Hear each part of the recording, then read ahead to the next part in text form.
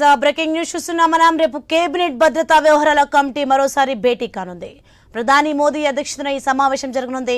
వారంలో సీసీఎస్ రెండోసారి భేటీ కాబోతుంది. పహల్గామ్ ఉగ్రదాడి నేపథ్యంలో సౌదీ పర్యటనను కుదించుకొని ఈ నెల 23న మోదీ భారత్ చేరుకున్న వెంటనే అత్యవసర సమావేశం నిర్వహించారు. కేంద్ర విదేశాంగ మంత్రి ఎస్ జయశంకర్, జాతీయ భద్రతా సలహాదారు అజిత్ డోబాల్, విదేశాంగ శాఖ కార్యదర్శి విక్రమ్ మిస్త్రీతో భేటీ అయి ఘటన గురించి చర్చించారు. ఇప్పుడు మరోసారి భేటీ కానున్నారు. ఇదే అంశానికి సంబంధించి మరింత సమాచారం మా ప్రతినిధి రామకృష్ణ ఢిల్లీ నుంచి ఫోన్ లైన్ లో అందిస్తారు. ఎస్ రామకృష్ణ. కేంద్ర కేబినెట్ సమావేశం కాబోతుంది. కేంద్ర భద్రతా వ్యవహారాల కమిటీకి మరి ఈ కమిటీ సమావేశం ఈ వారంలో రెండోసారి చెప్పాలి. ఎందుకంటే ప్రధాని మోడీ అధ్యక్షుడి సమావేశం జరుగుతుంది. పహల్గామ్ దాడి తర్వాత ఇది రెండో సమావేశం. పహల్గామ్ దాడి నేపథ్యంలో జరిగిన సంఘటన, ఆ తర్వాత తీసుకుని చర్యలు ఇంకేం చేయాలి అనే అంశం మీద ఈ భద్రతా వ్యవహారాల కేబినెట్ జరుగుతుంది.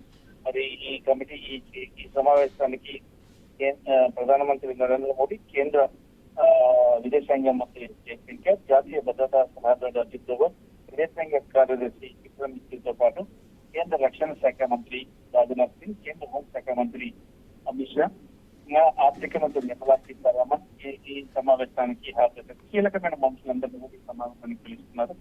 ఈ దేశ భద్రతపై చర్చించాలా, మరోవైపు ప్రతిపక్ష పార్టీలు అత్యవసర పార్లమెంట్ సమావేశం ఏర్పాటు చేయాలని డిమాండ్ చేస్తున్నాయి. ఈ నేపథ్యంలో ఇక ముందుకు భద్రతా వ్యవహారాల కేబినెట్ కమిటీ ఇక సమావేశంలో డిసిషన్ తీసుకొని ఆ తర్వాత ఏం చేయాలి దాని మీద నిర్ణయం కావచ్చు.